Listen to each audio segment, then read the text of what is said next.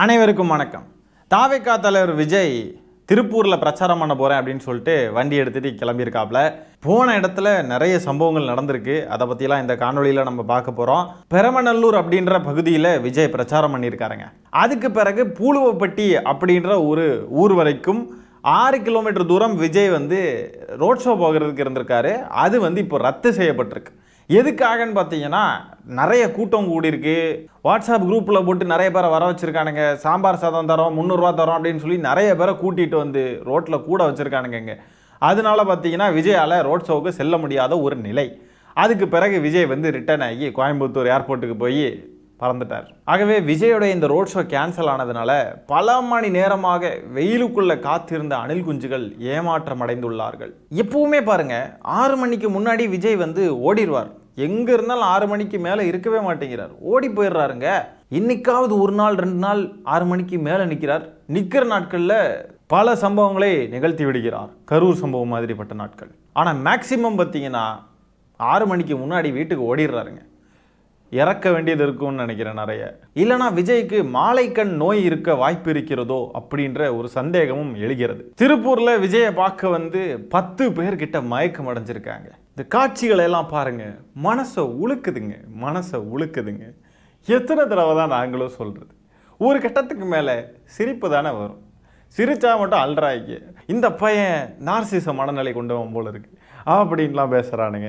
ஆனால் ஆக்சுவல் நார்சிச மனநிலை கொண்டவன் விஜய் தான்றதை பல தடவை எடுத்து சொல்லிட்டோம், கேட்க மாட்டேங்கிறீங்க. அப்போ எங்களுக்குலாம் சிரிப்பு தானே வரும். இதுதான் ரொம்ப தவறான விஷயம். சின்ன சின்ன குழந்தைங்களை கூட்டிகிட்டு வராதிங்கன்னு சொன்னால் கேட்குறாங்களா?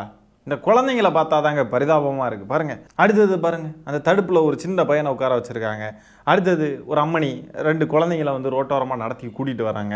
அடுத்தது பாருங்கள், ஐயோ சின்ன குழந்தைங்க என்ன பாவம் பண்ணிச்சு. பொன்ராஜ் அவர்கள் என்னமோ சொல்லிட்டாருன்னு எதையோ கட்டிக்கிட்டு எங்கேயோ கடந்து ஆடிக்கிட்டு இருந்தாங்க எல்லாரும். இதெல்லாம் பார்த்தா பின்ன கோவம் வராதா? எல்லாரும் வார்த்தைகளை அளந்து எப்பவும் பேசிக்கிட்டே இருக்க முடியுமா? என்னைக்கோ ஒரு நாள் ஏதோ ஒரு வார்த்தையை சொல்லிட்டாரே அப்படின்ன உடனே பொங்குன்னு பொங்குனீங்களே. இதையெல்லாம் பார்த்தா உங்களுக்கெல்லாம் பொங்கலையா அணில் குஞ்சுகளே? கூட்ட நெரிசலுக்குள்ள குழந்தையோட ஒரு பெண் சிக்கி தவிக்கிறாங்க. அந்த காணொலியை பாருங்க. எல்லாமே இழந்து வரானேன்னு பாட்டு பாடுறாங்க. இவங்க குழந்தைங்களையும் இவங்களுடைய பேரண்ட்ஸ் தான் இவங்களையும் இழக்க போகிறாங்க. அவன் எதையும் இழக்கலை. பொண்டாட்டி பிள்ளை குட்டி எல்லாத்தையும் இழந்து 200 கோடி சம்பளத்தில் இருந்து ஒன்றும் கிடையாது ப்ரோ. அவன் நல்லா சேர்த்து வச்சு நல்லா ஜாலியாக தான் வந்திருக்கான். அவனுக்கு ஒன்றும் ரிஸ்க்கும் கிடையாது, ஒன்றும் கிடையாது. நீங்கள் தான் உங்கள் உயிரையும் உங்கள் குழந்தைங்களையும் உங்கள் பேரண்ட்ஸுக்கும் ரிஸ்க்கை ஏற்படுத்தி உங்களையும் ரிஸ்கில் ஆழ்த்தி உங்களை நம்பி இருக்கிறவங்களையும் ரிஸ்கில் ஆழ்த்தி நீங்கள் ரிஸ்க்குள்ளே போய் ரிஸ்க்காக வாழ்கிறீங்க. உங்கள் தலைவன் விஜய் இஸ்குன்னு வாழ்ந்துக்கிட்டு இருக்கான். ஏன்பா இதெல்லாம் நான் கலாய்க்கிற விஷயமா? குழந்தைய கொண்டு போயிருக்காங்க, பார்க்க பாவமாக இருக்குல்ல அப்படின்னு சொன்னீங்கன்னா, ஆமாம் பாவமாக தான் இருக்குது. என்ன தான் பண்ணுறது? நீங்கள் என் சேனலை கண்டினியூஸாக பார்த்துருந்தீங்கன்னா எல்லாருக்கும் தெரியும். அட்வைஸ் பண்ணி வெறுத்து போயிட்டேன். இனிமேல் என்ன பண்ணுறது? அந்த குழந்தைங்களை பார்க்க மட்டும்தான் பரிதாபமாக இருக்குது. இதுங்களெல்லாம் பார்த்தா பரிதாபமாக இல்லை. இந்த குழந்தைங்களை தவிர்த்து எந்த பரதேசி எந்த அணில் குஞ்சு செத்தாலும் நமக்கு அதை பற்றி கவலையே இல்லை. செத்து தொலையட்டுங்க. குழந்தை செத்தா செத்து போகட்டும், இன்னொரு தடவை பெற்றுக்கலாம். ஆனால் விஜய் திருப்பி கிடைப்பாரா அப்படின்னு சொல்லக்கூடிய ஒரு மனநிலை குன்றிய கூட்டம். இந்த கூட்டம் இருந்தா என்ன, செத்தா என்ன, நம்ம ஏன் கவலைப்படணும்? இல்லை ஒரு 10 பேர் மயங்கி விழுந்தாங்கன்னு சொன்னேன் இல்லையா? 10 பேரும் விஜய் வந்ததுக்கு பிறகு மயங்கி விழுந்தாங்களா அப்படின்னு கேட்டிங்கன்னா இல்லை, முன்னாடியே. விஜய் இங்கே சென்னையில் இருக்கிறப்ப அங்கே மயங்கி விழுந்துட்டாங்க. இவனுங்கெல்லாம் இப்போ மயங்கி விழுந்ததுக்கு திமுக தான் காரணம்னு அதையும் திமுக மேலே எழுதுறானுங்க. அப்போ நம்ம என்ன பண்ண முடியும்? இந்த 10 பேர் மயங்கி விழுந்தாங்க இல்லையா, அதில் தாவேக்காவுடைய ஒரு வேட்பாளரும் மயங்கி விழுந்திருக்காரு. சூலூர் தொகுதியுடைய வேட்பாளர் சுகுமார்ன்றவர். நான் இந்த அணில் குஞ்சுகளுக்கு நான் ஒரு அட்வைஸ் சொல்கிறேன், கேட்டுக்கோங்க. உங்கள் நல்லதுக்கு தான் சொல்கிறேன், ஒழுங்காக கேளுங்க. கன்னியாகுமரியில் ஒரு தற்குறி சாக்கடையில் விழுந்து ஒரு 3 கிலோமீட்டர் நீந்தி வந்தான், சரியா? அவன் எவ்வளோ குழுன்னு இருந்தான் தெரியுமா? அவன் ரொம்ப ஸ்ட்ராங்காக இருக்கான். ஏன்னா சாக்கடைக்குள்ளே போனதுக்கப்புறம் என்னமோ எனர்ஜி வந்துருச்சு. ஏன்னா சாக்கடை கூட சேர்ந்தாதானே அது சாக்கடையாக இருக்கும். அதனால நீங்கள் எல்லாருமே அதே சாக்கடை இனம் அப்படின்றதுனால நீங்கள்லாம் விஜயை பார்க்க வரப்போ நீங்களும் இது மாதிரி சாக்கடைக்குள்ளெல்லாம் போய் விழுந்துருங்க. சாக்கடைக்குள்ளே இருந்தீங்கன்னு சொன்னால் அது உங்களுக்கு நல்ல குளிர்ச்சியாக இருக்கும். அதனால் மயக்கம்ன்றதுக்கு சுத்தமாக இடமே கிடையாது. மயக்கெல்லாம் போட மாட்டீங்க, குளிர்ச்சியாக இருக்கும். வெயிலுக்கு ரொம்ப இதமாக இருக்கும். வேணும்னா ஒரு 4 கப்பு அதுக்குள்ளேயே மடக்குன்னு குடிச்சிருங்க. நாங்கள்லாம் இனத்தோடு சேர்ந்துருச்சே அப்படின்றத பார்த்து ரொம்ப மகிழ்ச்சியாக இருப்போம். பண்ணுங்க ஃப்ரெண்ட்ஸ், பண்ணுங்க. இன்னொரு குட்டி ரிக்வெஸ்ட், அப்படியே அந்த சாக்கடை தண்ணியிலேருந்து நீங்கள் எப்படியாவது விஜய் வந்ததுக்கப்புறம் வெளியே வருவீங்க இல்லையா, விஜய் நேராக போய் கட்டி பிடிச்சிருங்க. அதை மட்டும் பண்ணிட்டீங்கன்னா மனசு ரொம்ப நிம்மதியாக இருக்கும். டேய் உண்மையாலுமே நான் வந்து சொல்கிறத சீரியஸாக எடுத்துகிட்டு எவனாவது பண்ணிட போகிறாங்க, அப்படிப்பட்ட ஒரு கூட்டங்க இது. சூப்பர் ஐடியாவாக இருக்கு, இதை நம்ம ஃபாலோ பண்ணா என்ன அப்படின்னு ஃபாலோ பண்ணாலும் பண்ணிடுவானுங்க இவனுங்க. அடுத்ததாக விஜயை பார்க்க வந்து அந்த கூட்டத்தில் இருந்து ஒரு பெண்மணியோடைய 5 சவரன் செயின் வந்து பறிக்கப்பட்டிருக்குங்க. 5 சவரன். கவலைப்படாதீங்க, செயின் தானே, போனா போட்டு விஜய் வந்திருக்காரு பாருங்க. விஜயை பார்த்துட்டீங்கல்ல, அது போதும். செயின் இதுக்கு அந்த அம்மா தேடிக்கிட்டு இருக்காங்க, அங்கே இங்கேயும் போய் செருப்பு அது இதுன்னு கிடக்குது, எல்லாத்தையும் தேடுறாங்க. அதுவும் செயின் காணாமலாம் போகலை, எவனோ பறிச்சுட்டு போயிட்டான். தாவைக்காரனுங்க கூட்டத்துக்குள்ள செயின்லாம் போட்டு போகலாமா? கவரிங்க போட்டு போனாவே பிடுங்கிட்டு ஓடிடுவானுங்க திருட்டு பசங்க. மஜா பண்ணுங்க, தலைவரை பார்த்தாச்சு. உங்கள் தலைவரை பார்க்கறதுக்காக இந்த உங்கள் தாவைக்கா கட்சியினர் வந்து குழந்தையவே நஷ்டஈடாக கொடுக்குறாங்க. இது செயின் தானே, போனா போட்டு உயிரே கொடுக்குறாங்க. உயிரே போகிறதே வந்து பெருமையாக பேசுகிறாங்க. இல்லை செயின் தானே, நீங்களும் சொல்லுங்கள், பேட்டி கொடுங்க, எங்கள் தலைவரை பார்க்குறதுக்காக நான் இந்த செயினை நான் நஷ்டஈடாக கொடுத்துருக்கேன் அப்படின்னு சொல்லிட்டு போங்க. ஜாலியாக இருங்க, மஜா பண்ணுங்க மம்மி. இதெல்லாம் பார்க்கவே ரொம்ப மகிழ்ச்சியாக இருக்குங்க, நல்ல மகிழ்ச்சியாக இருக்குது. உண்மையாகவே இதெல்லாம் நடக்கணும், புரியுதுங்களா?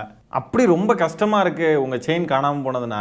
உங்கள் அண்ணன் வந்து சீர்திட்டம்லாம் ஏதோ சொல்கிறாரு, அதனால் பெண்களுக்கு அவர் வந்து நிறைய பண்ணுவாராம். அவர் ஆட்சிக்கெலாம் வந்தார்னா, அப்போ ஆட்சிக்கு வராமல் எவ்வளோ பண்ணுவார். நீங்கள் வேற ரசிகை, வேற தீவிரமான ரசிகை. நீங்கள் உங்கள் அண்ணனை எப்படியாவது காண்டாக்ட் பண்ண முடியுமான்றதும் பாருங்கள். காண்டாக்ட் பண்ண அப்படியே முடிஞ்சதுன்னு சொன்னால் எதையாவது பண்ணி 5 சவரன் தானே, அவர்கிட்ட இருக்கிற சொத்து மதிப்பில் அதெல்லாம் ஒன்றுமே இல்லை. அப்படியே ஒரு கடற்கரையில் இருக்கக்கூடிய ஒரே ஒரு மண்ணுக்கு கூட அது சமம் கிடையாது.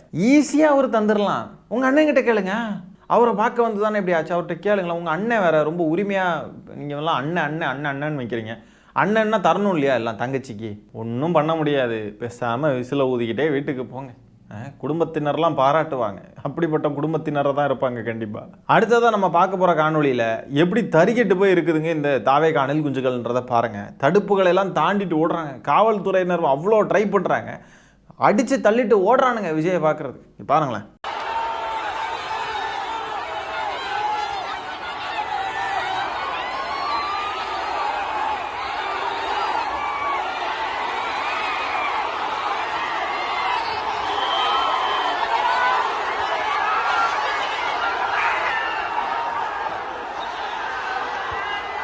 அதில் வேற கீழே ஒரு பெண் வந்து விழுறாங்க, அவங்களுக்கு கண்டுக்கவே இல்லை எவனுமே. அந்த காவல்துறையினருடைய பணியை நினச்சாதான் ரொம்ப வேதனையாக இருக்குது, வருத்தமாக இருக்குங்க. பாதுகாப்பு பணியில் ஈடுபடுறதுக்கு வராங்க அப்படின்னு சொன்னால் அந்த பாதுகாப்பு பணியில் அவங்க பாட்டுக்கு நிம்மதியாக வந்து வேலையை பார்த்துட்டு அவங்க பாட்டுக்கு போனால் நல்லாயிருக்கும். ஆனால் விஜய் போகக்கூடிய இடங்களுக்கு காவல்துறையினர் வந்து பணியமர்த்தப்படுறாங்க அப்படின்னு சொன்னால் அவங்க படக்கூடிய கஷ்டங்களை பார்த்தா நமக்கு ரொம்ப வேதனையாக இருக்குது. எவ்வளோ கஷ்டம் தெரியுமா? ஐயோ, பிடிச்சி தள்ளுறாங்க, அப்படியே நிற்கிறாங்க, அந்த இதையும் தடுப்புகளெல்லாம் பிடிச்சிக்கிட்டு அதையும் அடித்து மிதிச்சுக்கிட்டு போகிறானுங்க. எப்படிப்பட்ட தருதலை கூட்டமாக இருக்குது. இளைஞர்களெல்லாம் சீரழிக்கிறதுக்குனே வந்திருக்கிறாரு விஜய்ன்ற நபர். தமிழ்நாட்டில் உருவான சங்கி கூட்டம் தான் இந்த தாவேக்கா கூட்டம்.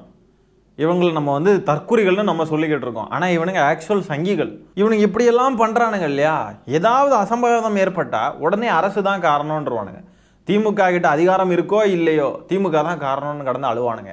எவ்வளோ குழந்தைங்க பாருங்கள், ஃபேஸ் எல்லாம் பிளர் பண்ணியிருக்காங்க. எல்லாம் குழந்தைங்க, சின்ன சின்ன பிஞ்சு குழந்தைங்க, அதுவும் கொல்றதுக்குன்னே தூக்கிக்கிட்டு வருதுங்க அப்படின்ட்டு எனக்கு தோணுதுங்க. எங்கள் அண்ணனுக்கு அக்கா தங்கச்சியாகவும் இருப்போம், பொண்டாட்டியாகவும் இருப்போம் அப்படின்னு சொல்லிட்டு ஒரு பெண்மணி சொன்னாங்க இல்லையா, முத்தான வார்த்தைகள், அவங்களுடைய கொள்கைகளை எல்லாம் வந்து விளக்குனாங்க இல்லையா ஒரு பெண்மணி. அந்த கொள்கைகளை வந்து செயல்படுத்தணும்னு விரும்புகிறாங்க போல இருக்கு. இப்போ பாருங்கங்க, ஐயோ பிஞ்சு குழந்தைங்க எப்படி இருக்கு பாருங்க. அந்த குழந்தைய தூக்கிட்டு வராங்கன்னா இவங்களுக்கு என்ன நோக்கம் இருக்குன்னு நீங்கள் நினைக்கிறீங்க? உண்மையை சொல்லுங்கள். கரூரில் 20 லட்சம் கொடுத்தார் அண்ணன், நம்மளும் 20 லட்ச ரூபா வாங்கிடலாம் அப்படின்னு பிளான் பண்ணி தானே இதெல்லாம் செய்கிறாங்க. இப்படி நம்ம சொன்னால் மட்டும் கோபம் சுருன்னு வருது. ஆனால் அறிவு இருக்கணும்ல. அறிவு இருக்கிறவங்க யாராவது இப்படி பண்ணுவாங்களா? குழந்தைய இப்படி வெயிலுக்குள்ளே தூக்கிட்டு போவாங்களா? நம்ம வீட்டு குழந்தைய வெளியே எங்கேயாவது நமக்கு ஒரு அவசியமான வேலை இருக்குது அப்படின்னாலுமே வெளியே கூப்பிட்டு போகிறோம் அப்படின்னு சொன்னால் பொத்தி பாதுகாத்து கூட்டிகிட்டு போகிறதுக்கு தான் நமக்கு தோணும். ஐயோ கொடை இருக்கா, ஐயோ அது இருக்கா, இது இருக்கா, பாதுகாப்பாக போகணும், வெயில் பற்றக்கூடாது, வெயில் ரொம்ப இது பண்ணிச்சுன்னா ஸ்கின் ஏதாவது பாதிக்கும் அப்படின்ட்டுலாம் பார்க்கவே நமக்கு பயமாக இருக்கும். பிஞ்சு குழந்தைங்க, அவ்வளோ பார்த்து வளர்க்க வேண்டிய குழந்தைங்கள அப்படியே இந்த கூட்டத்துக்குள்ளே, இந்த தற்குறி கூட்டத்துக்குள்ளே மூச்சு காற்று கூட நமக்கு கிடைக்காது. அப்படிப்பட்ட இந்த தற்குறி தருதலை கூட்டத்துக்குள்ளே அவ்வளோ புழுக்கத்துக்குள்ளேயும் வெயிலுக்குள்ளேயும் சாப்பாடு தண்ணி இல்லாத இடத்துக்குள்ளே வந்து கூட்டிகிட்டு வருதுங்க. அப்படி விஜயை பார்க்கணும். இந்த குழந்தைய வந்து இந்த குழந்தைக்கு என்ன ஆனாலும் பரவாயில்லன்னு விஜயை பார்க்கறதுக்கு தான் அவ்வளோ இம்பார்ட்டன்ஸ் கொடுக்குறாங்க அப்படின்னு சொன்னாக்க இதுங்களை நம்ம என்ன தான் சொல்கிறது? இவ்வளோ கூட்டம் கூடுதில்ல விஜய்க்கு. எனக்கு என்ன கேள்வினா, இப்போ அந்த தொகுதியுடைய வேட்பாளர் பேர் என்னன்றது அங்கே இருக்க தற்குறி கூட்டம் எவனுக்காவது தெரியுமா? யார் வேட்பாளர்னு கூட தெரியாது. அந்த தொகுதியுடைய வேட்பாளர் வாக்கு கேட்டு போனான்னு சொன்னால் தன்னந்தனியாக பாவம் போல தான் அலையணும். ஒருத்தன் கூட அவன் கூட போக மாட்டான் வேட்பாளர் கூட. ஆனால் விஜயை பார்க்கறதுக்கு இவ்வளோ கூடுறானுங்க. தேர்தலில் ஜெயிக்கிறதுக்கு வேட்பாளருக்கு வாக்கு சேகரிக்கிறது முக்கியமா இல்லை விஜய்க்காக கூடுற கூட்டம் முக்கியமா? இதுலேருந்தே தெரியலையா? இது கூடக்கூடியது எல்லாம் ரசிக கூட்டம் தான். வேட்பாளர் தனியாக தான் போகணும், வேற வழியே கிடையாது. அவன் பொம்மையை வச்சு அட்டையை வச்சு பிரச்சாரம் பண்ணிக்கிட்டு இருக்கானுங்க. ஹோலோகிராம் முறையெல்லாம் பயன்படுத்தி பிரச்சாரம் பண்ணுறானுங்க இவனுங்க. இப்போ அனாதைகள் மாதிரி சுற்றிக்கிட்டு இருக்கானுங்க ரோட்டில். டீ குடிங்க சார், டீ குடிங்க, டீ குடிங்கன்னு டீ வித்துக்கிட்டு இருக்கானுங்க. டீ குடிக்கிறவரையே பார்த்து டீ குடிக்க சொல்லிக்கிட்டு இருக்கானுங்க. அடுத்தது விஜய் வந்து அங்கே இருந்து ஏதோ பிரச்சாரம் பண்ணுறப்போ என்னமோ பேசியிருக்காரு. அதில் சிலவற்றை நாம் பார்ப்போம் வாங்க. ஓகே, ஆல் வெல் தேர், ஆல் வெல். பேசலாமா? பேசலாமான்னு ஏன் கேட்குறீங்க? வாசிக்கலாமான்னு கேளுங்க. நீங்கள் என்னைக்கு ப்ரோ பேசியிருக்கீங்க? பேப்பரை பார்த்து அப்படியே வாசிச்சுட்டு ஓடி போயிடுவீங்களே. சரி, அது என்னெல்லாம் வாசிச்சிருக்காரு அப்படின்றத லைட்டாக பார்ப்போம். எல்லாத்தையும் பார்க்க முடியாதுங்க, ஏன்னா எல்லாம் கேணத்தனமாக இருக்குது. எல்லாம் இந்த 5 லட்சம் மனுக்கள் அதன் மீது அங்கே சட்டமன்றத்தில் விவாதம் நடத்தப்படும்னு சொன்ன கதையாக தான் இருக்குது. எல்லாம் கோமளித்தனமாக இருக்குது. ஜஸ்ட்டு பார்ப்போமே லைட்டாக என்னதான் அப்படின்ட்டு. நெசவாளர்களின் தயாரிப்புகளை நேரடியாக சர்வதேச சந்தைகளில் விற்பனை செய்வதற்காக அரசுக்கு சொந்தமான ஒரு உலகளாவிய இ-காமர்ஸ் பிராண்ட் உருவாக்கப்படும். மேலும் முக்கிய நகரங்களில் வெற்றி தறி விற்பனை நிலையங்கள், ஷோரூம்ஸ் அமைக்கப்படும். சும்மா அடிச்சு விடுறது, இதுக்கெல்லாம் காசு எங்கிருந்து வரும்? விஜய் தன்னுடைய சொந்த காசை எடுத்து போடுவாரா? அதெல்லாம் பத்துமா? ஐயோ, வாய் இருக்குன்னு அடிச்சு விடுறது. எல்லாம் சேட் ஜிபிடி கிட்ட கேட்டு என்னெல்லாம் அது சொல்லுதோ எல்லாத்தையும் சொல்றாரு போல இருக்கு. என்னத்தை சொன்னாலும் நம்புறதுக்கு ஒரு தற்குறி கூட்டம் இருக்குன்றதுனால என்னத்தையாவது சொல்லிட்டு இருக்காரு. இப்போ அவர் சொல்றப்போ அணில் குஞ்சுகள்லாம் அங்கேருந்து கத்திக்கிட்டு இருக்கானுங்க. என்னமோ அண்ணன் என்னமோ சூப்பராக சொல்லிட்டாரு அப்படின்ற மாதிரி கத்துறானுங்களே. அவனுங்களை கூப்பிட்டு அவர் என்னதான் சொல்றாரு அப்படின்னு கேட்டா அவனுக்கு என்னன்னே தெரியாது. அவர் என்ன சொல்றாருன்றது அணில் குஞ்சுகளுக்கும் தெரியாது. அவனுங்க எதுக்கு கத்துறானுங்கன்னு அவனுங்களுக்கும் தெரியாது. விஜய் என்ன சொல்லிக்கிட்டு இருக்காருன்னு அவருக்கும் தெரியாது. அவரை திருப்பி கூப்பிட்டு கேட்டோன்னு சொன்னா அது என்ன சொன்ன கொஞ்சம் சொல்லுங்க ப்ரோ அப்படின்னு நம்ம கேட்டோன்னு சொன்னாக்க தெரியாது அப்படின்னு தான் சொல்லுவாப்புல. இவரு A4 சீட்டை அப்படியே ஒப்பிக்கிறாரு. அணில் குஞ்சுகள்லாம் ரசிக முகத்தில் கத்துறானுங்க.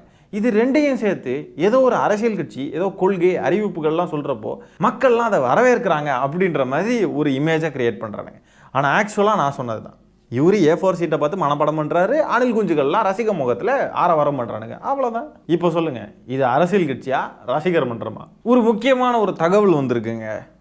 உண்மையாலுமே இந்த மயக்கமடைஞ்ச ஆம்புலன்ஸில் எல்லாம் போனாங்க இல்லையா, ஏற்றிட்டு போனாங்க இல்லையா சில பெண்மணிகள் சில ஆண்கள், அவங்களுடைய கணவன் மற்றும் மனைவிமார்கள்லாம் பார்த்தீங்கன்னா அந்த ஆம்புலன்ஸில் விஜய் பாட்டு போடல அப்படின்னு சொல்லி அது கேட்டிருக்காங்க. ஆம்புலன்ஸில் போகிறப்போ விஜய் பாட்டு போட்டிருந்துருந்தாங்க அப்படின்னு சொன்னாக்கா அங்கேயே வந்து இதாகிருப்பாங்க, குணமாயிருப்பாங்க. ஆனால் விஜய் பாட்டு போடாததுனால அவங்கள ஹாஸ்பிட்டலில் அட்மிட் பண்ண வேண்டிய நிலைமைக்கு தள்ளப்பட்டு விட்டார்கள் அப்படின்னு சொல்லி கணவன்மார்களும் மனைவிமார்களும் வரிஞ்சு கட்டிக்கிட்டு வந்திருக்காங்க. அந்த ரெஸ்பெக்டிவ் பீப்புளோட கணவன்மார்கள் மற்றும் மனைவிமார்கள். இதற்காக நாளைக்கு அந்த கணவன்மார்கள் மற்றும் மனைவிமார்கள் இதுக்கு போராட்டம் பண்ண போகிறாங்க, மறியல் பண்ண போகிறாங்கன்ற தகவல் வந்திருக்குங்க. விஜய் வந்து பனையூர்லேருந்து கிளம்பினார்லையே அவர் பங்களாலேருந்து கிளம்புறப்ப பார்த்தீங்கன்னா அணில் குஞ்சுகள்லாம் ஒரே கூட்டமாக இருக்கானுங்க. வீட்டுக்கு முன்னாடி குமிஞ்சு கிடக்குறானுங்க. அவர் வீட்டோடைய கேட்டை திறந்துட்டு அவரால் இந்த காரில் அந்த கூட்டத்தை கடந்து போக முடியாதுன்றதுனால அவருடைய இந்த தற்குறி கூட்டத்தை அப்படியே அவர் எப்படி டைவர்ட் பண்ணுறாருன்றதை மட்டும் பாருங்களேன். கூட்டமாக நிற்கிறானுங்களா, அப்படியே பயங்கர கூட்டமாக நிற்கிறானுங்களா, அப்படியே ஒவ்வொருத்தனா அங்கே இன்னொரு பக்கமாக போகிறானுங்க பாருங்கள்.